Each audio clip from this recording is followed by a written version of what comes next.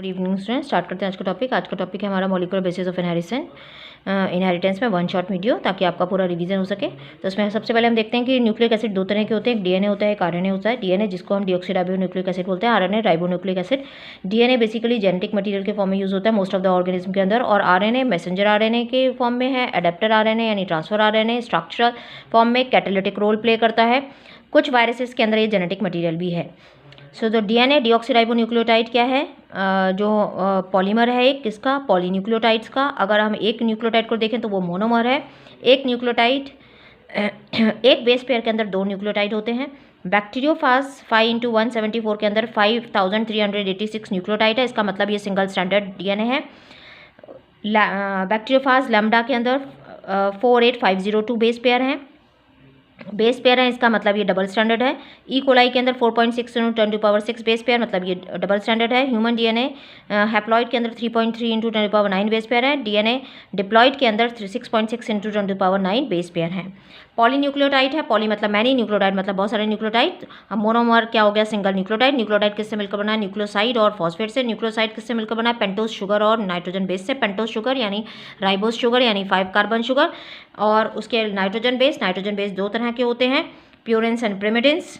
प्योरेंस adenine guanine और प्रिमिडिन्स cytosine thymine uracil. तो इसको आप एजी कट से याद कर सकते हैं। डीएनए के अंदर एडेनिन थाइमिन साइटोसिन गुआनिन होता है, आरएनए के अंदर थाइमिन की जगह पर यूरेसिल होता है। एडेनिन हमेशा थाइमिन के साथ जुड़ता है, और जब आरएनए में थाइमिन नहीं है, यूरेसिल है, तो एडेनिन हमेशा किसके साथ जुड़ेगा, यूरेसिल के साथ। ये डबल हाइड्रोजन बॉन्ड से जुड़ते हैं। गुआनिन और साइटोसिन ट्रिपल हाइड्रोजन बॉन्ड से जुड़ते हैं। 5 मिथाइल यूरेसिल जिसको हम थाइमिन बोलते हैं। तो आरएनए के अंदर 5 मिथाइल यूरेसिल है, और डीएनए के अंदर इसका मॉडिफिकेशन होकर क्या बन गया, थाइमिन। ये पेंटोज शुगर यानी राइबोस शुगर है। तो आरएनए के अंदर राइबोस शुगर होती है, इसलिए उसको राइबोन्यूक्लिक एसिड बोलते हैं। डीएनए के अंदर डीऑक्सीराइबोस शुगर होती है, यानी 5 यहाँ पर जो सेकंड पोजीशन है वहाँ से एक ऑक्सीजन हट जाती है, इसलिए इसको डीऑक्सीराइबोस शुगर बोलते हैं। जो विड्थ है डीएनए की वो 20 एंगस्ट्रॉम होती है, इसलिए एक प्योरिन और एक प्रिमिडिन जुड़ता है। दो प्योरिन या दो प्रिमिडिन एक साथ नहीं जुड़ते हैं। प्योरिन का जो स्पेलिंग है वो छोटा है, इसलिए इसके अंदर डबल रिंग है, ऐसे इसको याद कर सकते हैं। प्रिमिडिन की स्पेलिंग बड़ी है, इसलिए वो सिंगल रिंग स्ट्रक्चर है। ठीक है। एक पिच के अंदर जो 3.4 नैनोमीटर की है, उसके अंदर 10 बेस पेयर आते हैं, यानी 20 न्यूक्लियोटाइड्स आते हैं। अगर हम देखें तो इसमें क्या क्या जुड़ा हुआ है, न्यूक्लियोसाइड से न्यूक्लियोटाइड बनाने में उसमें हमें फॉस्फेट भी जोड़ना पड़ता है। तो एक न्यूक्लियोटाइड के पास राइबोस शुगर, नाइट्रोजन बेस और फॉस्फेट आता है। राइबोस शुगर में जो फर्स्ट कार्बन है, ये 5 कार्बन है, 1 2 3 4 और 5 कार्बन। तो फर्स्ट कार्बन के साथ हमेशा नाइट्रोजन बेस जुड़ता है, चाहे वो प्योरिन हो या पिरिमिडिन हो। और किससे जुड़ता है, कौन से बॉन्ड से, एन ग्लाइकोसाइडिक लिंकेज से। और 5th कार्बन के साथ हमेशा फॉस्फेट ग्रुप जुड़ता है, किससे, फॉस्फोएस्टर बॉन्ड से। तो ये इस तरह से क्या बन गई, एक न्यूक्लियोटाइड। जब दो न्यूक्लियोटाइड आपस में जुड़ेंगे तो फॉस्फोडाइस्टर बॉन्ड बनता है, जो 3 प्राइम से 5 प्राइम की तरफ होता है जब दो न्यूक्लियोटाइड जुड़ेंगे। तो बैकबोन जो है वो डीएनए की किससे मिलकर बनी होती है, शुगर और फॉस्फेट से। और नाइट्रोजन बेस उसमें बीच में होते हैं। जैसे आपने देखा है, मान लो एक स्टेयर है, तो स्टेयर का जो साइड वाली वॉल है वो शुगर फॉस्फेट से बनी है, और जो उसके स्टेप्स हैं वो किससे मिलकर बने हैं, नाइट्रोजन बेसिस से। और जो ये डीएनए है वो राइट हैंडेड फैशन में ऐसे फोल्ड होता है, एंटी पैरेलल पोलैरिटी होती है, एक की 5 प्राइम से 3 प्राइम, तो दूसरे की 3 प्राइम से 5 प्राइम।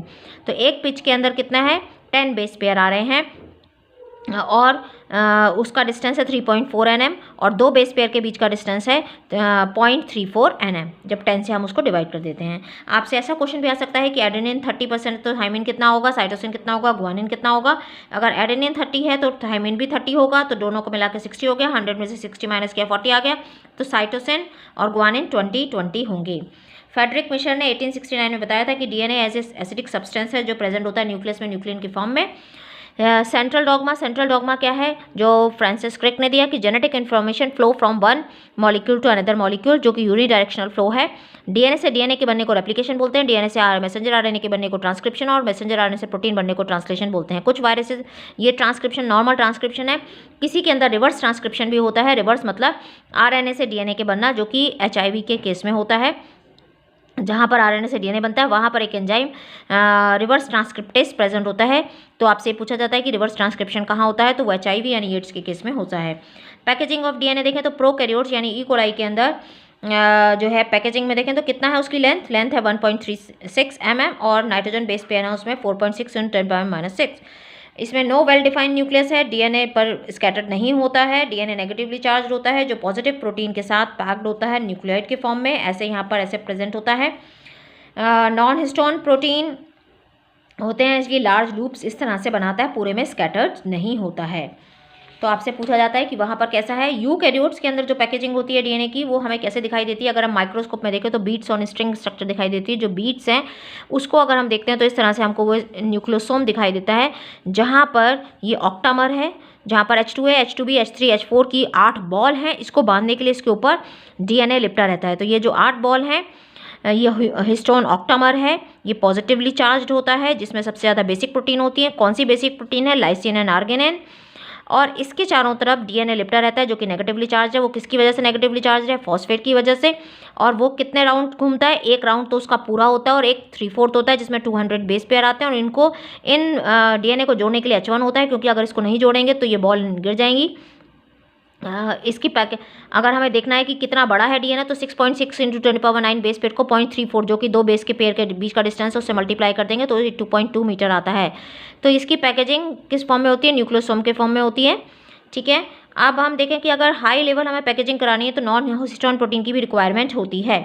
यूक्रोमेटिन और हिस्टोक्रोमेटिन, इस तरह की हमें स्ट्रक्चर दिखाई देती है, जहाँ पर जो ये डेंसली पैक्ड एरिया है ये कहलाता है हेट्रोक्रोमेटिन, जहाँ पर ट्रांसक्रिप्शन ही इनएक्टिव होता है, ये ट्रांसक्रिप्शन नहीं होता। जो लूजली पैक्ड एरिया है यूक्रोमेटिन कहलाता है, जो ट्रांसक्रिप्शनली एक्टिव होता है और आरएनए की फॉर्मेशन करता है। सर्च फॉर जेनेटिक मटेरियल, अभी तक ये नहीं पता था कि कौन सा जेनेटिक मटेरियल है, प्रोटीन है, डीएनए है, आरएनए क्या है।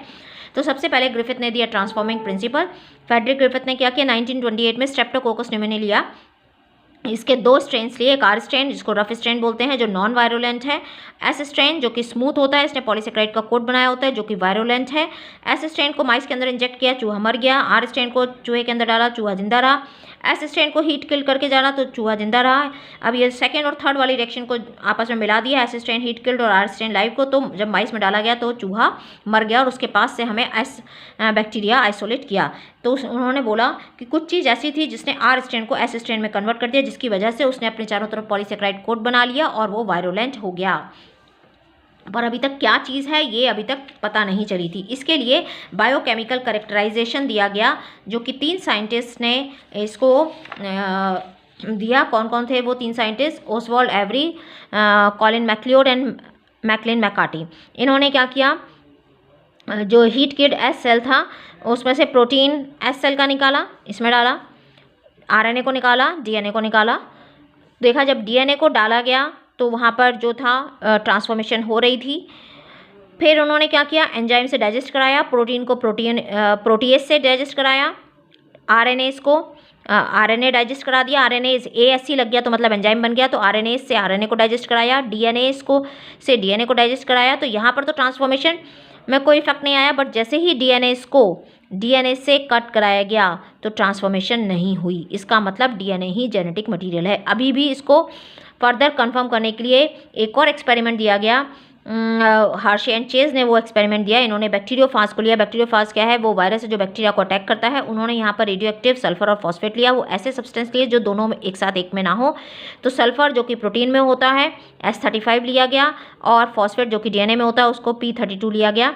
तो दोनों को ई कोलाई को इन्फेक्ट कराया गया। पहला स्टेप था इन्फेक्शन, ई कोलाई को इन्फेक्ट कराया गया। उसके बाद ब्लेंडिंग की गई ताकि सारे वायरल पार्टिकल हट जाए वहाँ से। उसके बाद सेंट्रीफ्यूगेशन किया। सेंट्रीफ्यूगेशन करने पर देखा इन्होंने जहाँ पर डीएनए रेडियो एक्टिव था वो सेल में आपको रेडियो एक्टिविटी देखने को मिली, क्योंकि डीएनए ही गया अंदर, प्रोटीन कोड बाहर रह गया। So radioactivity detected in cell, no radioactivity detected in supernatant. But यहाँ पर रेडियो एक्टिविटी सुपरनेटेंट में मिल गई, यानी जो ऊपर सब्सटेंस था वहाँ पे मिल गई, क्योंकि वो डीएनए अंदर चला गया बट रेडियो एक्टिविटी तो बाहर रह गई जो कि प्रोटीन कोड में थी। तो उन्होंने कहा कि डीएनए ही है जो एक से दूसरी जगह पे जाता है, तो जेनेटिक मटेरियल डीएनए ही है। Properties of genetic material DNA versus RNA. RNA genetic material है किसके अंदर? टोबैको मोज़ेक वायरसेस के अंदर। तो कुछ वायरसेस के अंदर आरएनए जो है जेनेटिक मटेरियल होता है। ये अडेप्टर मॉलिक्यूल भी है, ट्रांसफर आरएनए जिसको बोलते हैं, एंजाइम की तरह बिहेव करता है, जैसे राइबोजाइम, कैटलिस्ट है। फिर ये सिंगल स्टैंडर्ड है, तो इसके जो बेस होते हैं वो एक्सपोज होते हैं, इसलिए ये अनस्टेबल है, ज़्यादा रिएक्टिव रहता है। अब इनको जब कंपैरिजन किया गया तो डीएनए और आरएनए के बीच में जब कंपैरिजन किया गया तो रेप्लिकेशन दोनों में होता है। ये डीएनए मोर स्टेबल है क्योंकि इसमें थायमिन प्रेजेंट है, डबल स्टैंडर्ड है। ये स्ट्रक्चरली लेस स्टेबल है, यूरेसिल इसमें प्रेजेंट होता है और इसमें सेकंड पोजीशन पर OH होता है, जिसलिए ज़्यादा एक्टिव है केमिकली। इसमें स्लोअर म्यूटेशन होती है, इसमें फास्टर म्यूटेशन होती है। ये DNA RNA के ऊपर डिपेंडेंट है प्रोटीन के लिए, पर RNA डायरेक्टली प्रोटीन को बना देता है, तो इजीली एक्सप्रेस कर सकता है। RNA वर्ल्ड, तो RNA फर्स्ट जेनेटिक मटीरियल था, उसको एज ए कैटलिस्ट यूज़ करते हैं। असेंशियल लाइफ प्रोसेसेस जो है वो RNA के चारों तरफ ही घूमती हैं, जैसे स्प्लाइसिंग है, मेटाबॉलिज्म है, ट्रांसलेशन है। DNA evolve from RNA with some chemical modification. More stable double standard होता है, रेजिस्ट करता है चेंजेस को by evolving a process of repair. तो ये ज़्यादा स्टेबल है, इसलिए ये ज़्यादातर जेनेटिक मटेरियल है हमारा। सेमी कंजर्वेटिव नेचर होती है इसकी रेप्लिकेशन की, इसको प्रूव किया गया था साइंटिफिकली भी। सेमी कंजर्वेटिव का मतलब क्या है कि DNA के दोनों स्ट्रैंड ओपन हो जाएंगे, जिसमें एक पेरेंट का स्ट्रैंड आएगा, एक न्यूली सिंथेसाइज्ड स्ट्रैंड आएगा, इसको बोलते हैं हम सेमी कंजर्वेटिव। इसको एक्सपेरिमेंटली प्रूव किया गया। एक्सपेरिमेंटली प्रूव करने के लिए किसने किया? Matthew Meselson and Franklin stall ने 1958 में ई कोलाई लिया। उन्होंने यहाँ पर हैवी नाइट्रोजन जो है हैवी नाइट्रोजन और जो है नाइट्रोजन बेस हैवी नाइट्रोजन लिया N15 जो कि रेडियो एक्टिव नहीं था। पहले उन्होंने N15 दिया ई कोलाई के अंदर, और जो नाइट्रोजन बेस था वो N15 आ गया, तो हैवी नाइट्रोजन वाला जो बन गया ये इसका DNA। तो इसको जब सेंट्रीफ्यूगेशन कराया गया तो सेंट्रीफ्यूगेशन के लिए इन्होंने सीजियम क्लोराइड लिया, तो नीचे एक बैंड बना। फिर इन्होंने N14 लिया, लाइट नाइट्रोजन लिया, जो कि 20 मिनट्स में आपको पता है ई कोलाई डिवाइड हो जाता है, तो ये दोनों स्टैंड इसके ओपन हो गए और नए 2 स्टैंड्स बन गए। तो पुराने स्टैंड जो थे वो N15 वाले थे, नए स्टैंड N14 वाले, यानी हाइब्रिड बन गया, तो ये बीच में आ गया सेंट्रीफ्यूगेशन कराने पर। फिर 20 मिनट बाद ये डिवाइड हुई और फिर से उसको N14 दिया गया। जब N14 दिया गया, मतलब N15 तो एक ही बार दिया गया था, बार बार N14 ही दिया गया, तो फिर से ये दोनों के स्टैंड ओपन हो गए, ये दोनों स्टैंड ओपन हो गए और नए बन गए। तो इसमें 2 हाइब्रिड आए जो कि ऑलरेडी चल रहे थे, और 2 नए बन गए जो कि लाइट थे, हैवी नहीं आया आप कोई। तो एक लाइट का बैंड आगे बन गया और एक हाइब्रिड का बैंड बन गया, और हैवी का बैंड कोई नहीं बना। तो यहाँ पर क्या क्या प्रूव करता है ये कि सेमी कंजर्वेटिव नेचर होती है, यानी एक पार्ट पेरेंट का होता है और एक न्यूली सिंथेसाइज होता है। अब इसको प्रूव करने के लिए क्रोमोसोमल लेवल पर किसने किया? टेलर ने किया विसिया फाबा में, यानी फाबा बीन्स के अंदर, जहाँ पर उन्होंने रेडियो एक्टिव थायमाइडिन लिया, और मॉलिकुलर लेवल पर मेसेल्सन एंड स्टॉल ने किया ई कोलाई के अंदर। DNA रेप्लिकेशन के लिए हमें क्या क्या चाहिए? DNA कैसे रेप्लिकेट करेगा? वहाँ पर हमें चाहिए एक ओरी, क्योंकि पूरा स्टैंड एक साथ रेप्लिकेट नहीं कर सकता, उसकी हाई एनर्जी रिक्वायरमेंट है, तो वो थोड़ी थोड़ी जगह पे ओपन होता है। जिस जगह पे ओपन होता है उसको बोलते हैं ओरिजिन ऑफ रेप्लिकेशन, शॉर्ट में हम उसको ओरी बोलते हैं।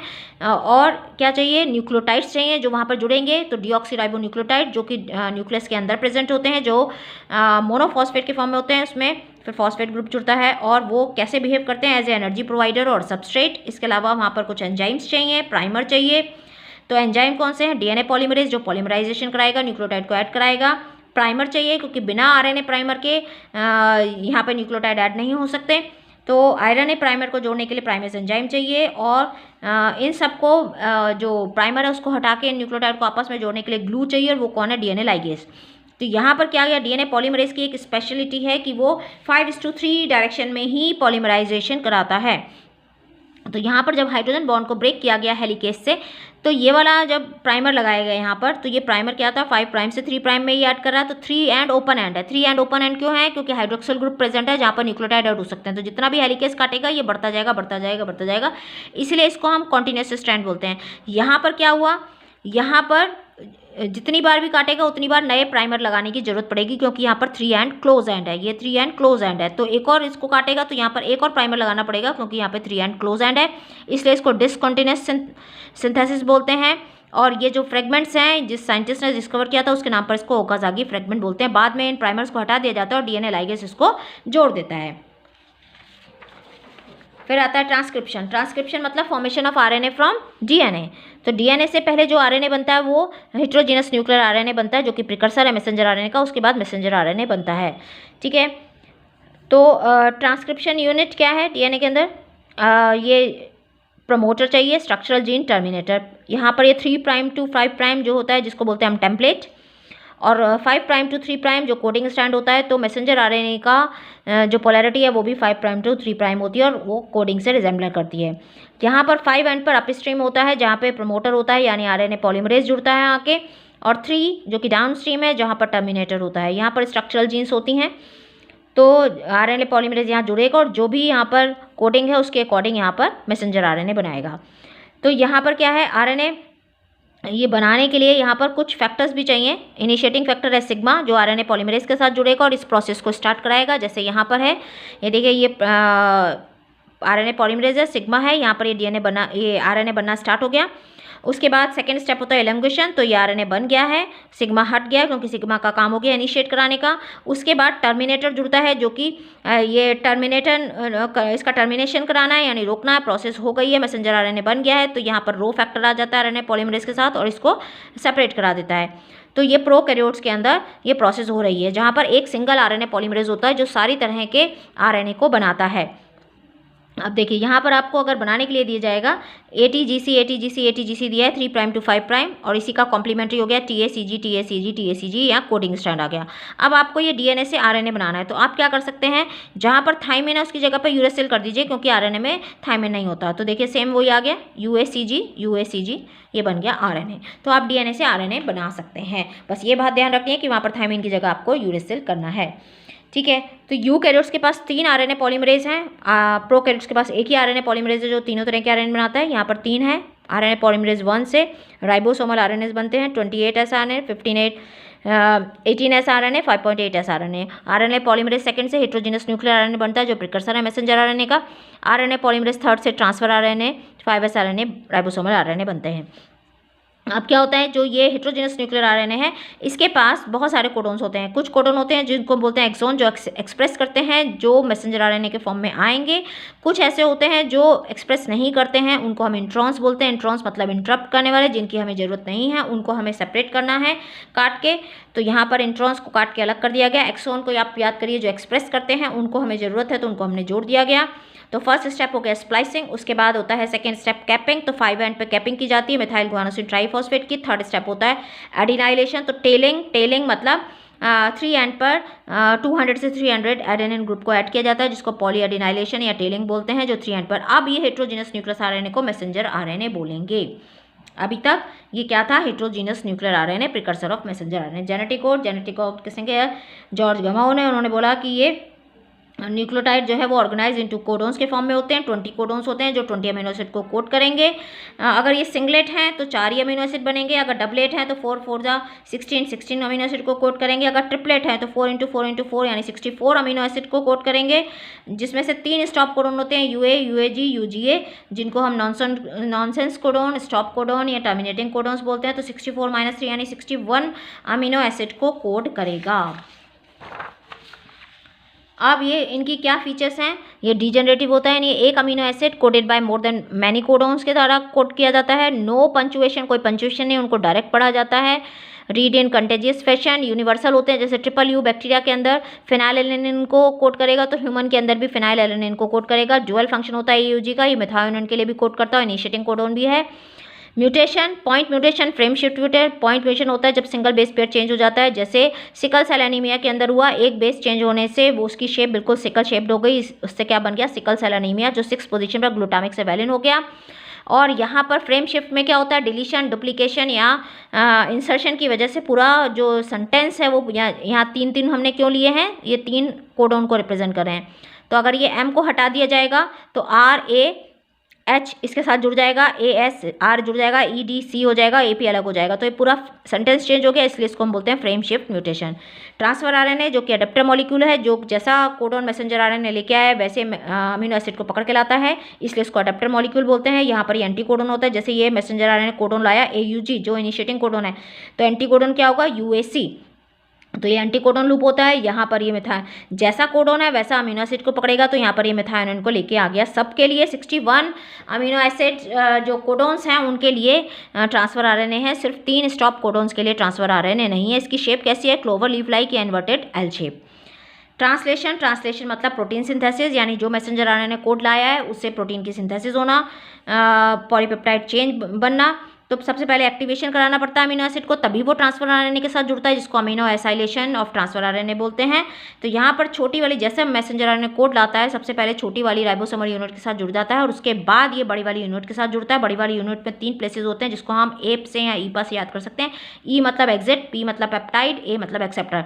तो सिर्फ AUG है जो P साइड पर आता है, इसके बाद जितने भी हैं वो सारे एक्सेप्टर की साइड पर आते हैं और इधर से आते जाते हैं और इधर से निकलते जाते हैं, और ये इस तरह से जो है वो पूरा ऐसे मूव करता है, पढ़ता हुआ जाता है कोडोन को और उसको लेते हुए आता है। तो मैं आपको यहाँ पर इसका डायग्राम दिखाती हूँ कि ये कैसे लेकर आ रहा है।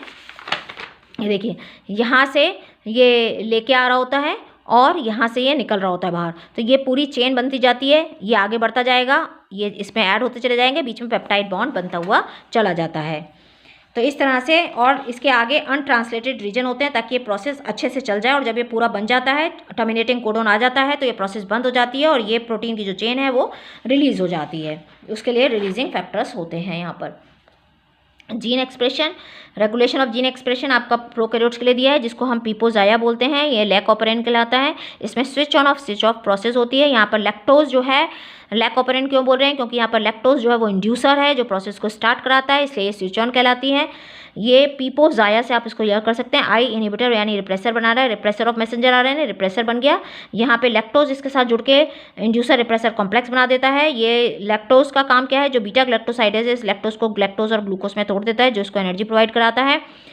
ओ ऑपरेटर है, जेड वाई ये लैक मैसेंजर आरएनए बना रहे हैं। जेड से बीटा ग्लैक्टोसाइडेज बनता है, वाई से परमिएज और ए से ट्रांस एसिटाइलेज, ये परमिबिलिटी बढ़ाता है। ये स्विच ऑन है। जब स्विच ऑफ कब होगा, जब यहाँ पर इंड्यूसर नहीं होगा, तो ये रिप्रेसर ऑपरेटर के साथ जुड़ जाएगा। तो जैसे एक पत्थर आ गया तो ट्रेन आगे नहीं चल सकती, तो कोई ट्रांसक्रिप्शन नहीं होगा, कोई ट्रांसलेशन नहीं होगा। ये जैकब और मोनोड दिया था। ये क्या होते हैं, प्रोकैरियोट्स के अंदर पॉलीसिस्टोनिक होते हैं। पॉली मतलब मैनी, सिस्टोनिक मतलब सिस्टोन जो जीन्स को रिप्रेजेंट आजकल हम मॉडर्न उसमें बोलते हैं। तो एक साथ बहुत सारी प्रोटीन बनती है, बट यूकैरियोट्स के अंदर एक टाइम पर एक ही प्रोटीन बनती है।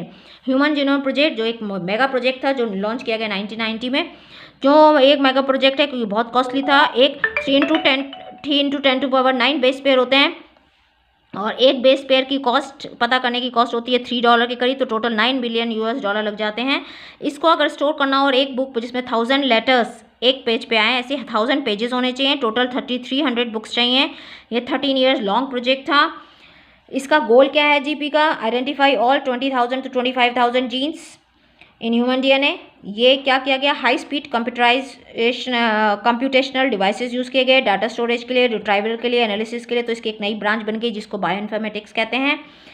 Improve tools for data analysis, transfer technologies to other sector industries वगैरह में। Address the ethical legal social issues जिसको एलसी बोलते हैं। एलसी की फुल फॉर्म आपसे पूछी जा सकती है, ethical legal social issue. Store information in databases. HGV coordinated by US department of energy and national institute of health वेलनेस ट्रस्ट यूके मेजर पार्टनर थे। Additional contribution Japan, France, Germany, China ने दिया। 1900 में start हुआ, 2003 में ख़त्म हुआ। 13 year long project था। क्रोमोजोम जो सीक्वेंस था 1 का वो सबसे लेट हुआ 2006 में। मेथोडोलॉजी क्या थी, एक्सप्रेस सीक्वेंस टेक, यानी एक्सप्रेस सीक्वेंस टेक मतलब जो अपने आप को एक्सप्रेस करते हैं खाली उनका पता लगाना। और सीक्वेंस एनोटेशन में सबको जितने भी कोडोन है, जितने भी सीक्वेंस हैं जीन के, सबको पता कराना। फ्रेडरिक सेंगर ने sequencing using autonomous data sequence की। होस्ट किसके लिए यूज़ किया गया, ईस्ट और बैक्टीरिया। वेक्टर कौन थे, BAC और YAC। बैक्टीरिया आर्टिफिशियल क्रोमोसोम और yeast artificial chromosome. Silent feature of human genome project क्या था, क्रोमोसोम 1 हैज मोस्ट जीन 2968। आपसे एक क्वेश्चन आ सकता है, वाई के पास सबसे कम जीन है 231। 1.4 मिलियन लोकेशंस ऐसी हैं जहां पर सिंगल बेस डीएनए डिफरेंसेस हैं, जिसको सिंगल न्यूक्लियोटाइड पॉलीमॉर्फिज्म हम सिनेप्स बोलते हैं। कैसे, मान लो ये ए का है, बी का है, सी का डीएनए है, तो यहाँ पर देखिए ATGC, यहाँ पर C है, यहाँ पर ATGA है, यहाँ पर ATC है, तो एक बेस चेंज है, इसलिए इसको क्या बोलेंगे, सिंगल न्यूक्लियोटाइड पॉलीमॉर्फिज्म। मान लो ये क्रोमोसोम 1 की बात कर रहे हैं, तो क्रोमोसोम 1 में A के अंदर ये C है, B के अंदर A है, के अंदर G है, क्योंकि ये नॉन कोडिंग के अंदर जा होता है। लेस देन 2%, नॉन कोडिंग के अंदर ही ये सारी चीज़ें आती हैं, जो कोडिंग है वो अब तो सबके सेम है। So less than 2% of genome code for protein, 99.9% nucleotide bases are exactly as same in all people। सबके अंदर सेम होते हैं, 0.1% का ही डिफरेंस होता है। Total number of gene is estimated at 30,000, much lower than previous estimate of 80,000 to 1,40,000 genes। function are unknown for over 50% of discovered gene। repeated sequences सबसे ज़्यादा है, large portion of human genome है। Human genome contain 3164.7 million nucleotide bases. Largest human gene कौन सी है, dystrophin, जो 2.4 billion bases हैं। DNA fingerprinting किसने दी, Alex Jeffrey ने दी। यहाँ पर क्या किया गया कि बल्क डीएनए और सब में एक जैसा है, जो कि कोड वाला है, जो एक्सप्रेस करता है। जो एक्सप्रेस नहीं करता, जो नॉन कोडिंग है 0.1%, यानी 99.9% सबका सेम है, 0.1% सबका डिफरेंस है। और वो डिफरेंस किसकी वजह से आ रहा है, नॉन कोडिंग सीक्वेंस की वजह से, जिसमें रिपीटेटिव सीक्वेंस है, जिसको हम सैटेलाइट डीएनए बोलते हैं। अगर हम इसका सेंट्रीफ्यूगेशन करें तो 2 पीक बनते हैं। जो बड़ा वाला पीक बनता है बल्क वाला वो सबका सेम है, और जो छोटा पीक बनता है वो सबका डिफरेंट होता है, जो एक दूसरे को अलग कराता है। और ये जो रिपीटेटिव सीक्वेंस है 2 तरह के, micro satellite, mini satellite. Micro में 1 to 6 बेस पेयर आते हैं, मिनी में 11 to 16 बेस पेयर आते हैं, जिससे हम VNTR बनाते हैं, वेरिएबल नंबर टैंडम रिपीट। मान लो AGC है, अब वो कितनी बार किस क्रोमोजोम में मेरे अंदर हो सकता है, ये 4 बार रिपीट हो क्रोमोजोम 1 में, ATGC ATGC ATGC। किसी और के अंदर ये 5 बार रिपीट हो, ATGC ATGC ATGC ATGC ATGC। तो ये क्या हो गया, वेरिएबल हो गया। अब ATGC के साथ और भी हो सकता है, मान लो AATT भी हो सकता है, कितने भी नंबर का हो सकता है, बार बार रिपीट हो रहा है, इसलिए इसको बोलते हैं variable number of tandem repeat. तो सबसे पहले हम फिंगरप्रिंटिंग में क्या करेंगे और कहाँ पर आता है ये, हम कहाँ से मिलते हैं, नॉन कोडिंग रीजन में। डीएनए को एक्सट्रैक्ट करेंगे, रेस्ट्रिक्शन एंजाइम से उसको कट कराएंगे, उसके बाद जेल इलेक्ट्रोफोरेसिस पे कराएंगे, यानी एग्रोस जेल पे डालेंगे। तो आपको पता है वहाँ पर जो इलेक्ट्रिक फील्ड अप्लाई की जाएगी तो छोटा फ्रेगमेंट सबसे आगे आएगा। अब ये डबल स्टैंडर्ड है, इसको सिंगल स्टैंड बनाना है, तो एल्कली से इसको ट्रीट किया जाएगा। अब इसको कहाँ डालना है, नाइट्रोसेलुलोज की मेम्ब्रेन पे डालना है, क्योंकि ये अनस्टेबल होता है। तो नाइट्रोसेलुलोज की मेम्ब्रेन पर जब इसको डाला जाता है तो उसको हम क्या बोलते हैं, वो ब्लॉटिंग या सदर्न ब्लॉटिंग बोलते हैं। सदर्न एक साइंटिस्ट है, उनके नाम पर इसको नाम दे दिया गया। उसके बाद हम इसमें प्रोब लेकर आते हैं। प्रोब क्या है, सिंगल स्टैंडर्ड या डीएनए या सिंगल स्टैंडर्ड आरएनए होता है, जो कि रेडियो एक्टिव होता है, जो इसका कॉम्प्लीमेंट्री बनाया जाता है। मान लो ATGC हमारा VNTR है तो TACG, तो वो जाके उसमें लग जाएगा। अब हम उसको देखेंगे कैसे, हाइब्रिडाइजेशन जब हम प्रोब का करा लेंगे तो हम उसको देखेंगे कैसे, तो एक्सरे फिल्म बनाएंगे जहाँ पर हमें वो बैंड्स दिखाई देंगे ऑटो रेडियोग्राफी में, तब हम उसको देख सकते हैं। और एक्सरे फिल्म में जब आ जाएगा तो अगर हमें कोई कोड कैसे, तो हम वहाँ पे भी उसको ले जा सकते हैं, क्योंकि वो उसके ऊपर प्रिंट हो गया है। अब DNA fingerprint differ from individual to individual in population except monozygotic twins, जो होते हैं बिल्कुल एग्जैक्ट, जो आइडेंटिकल ट्विंस होते हैं, उनको छोड़ के सबका डिफरेंट होता है। हम कहाँ से ले सकते हैं DNA, tissue, blood, hair, skin, bone, कहीं से भी ले सकते हैं।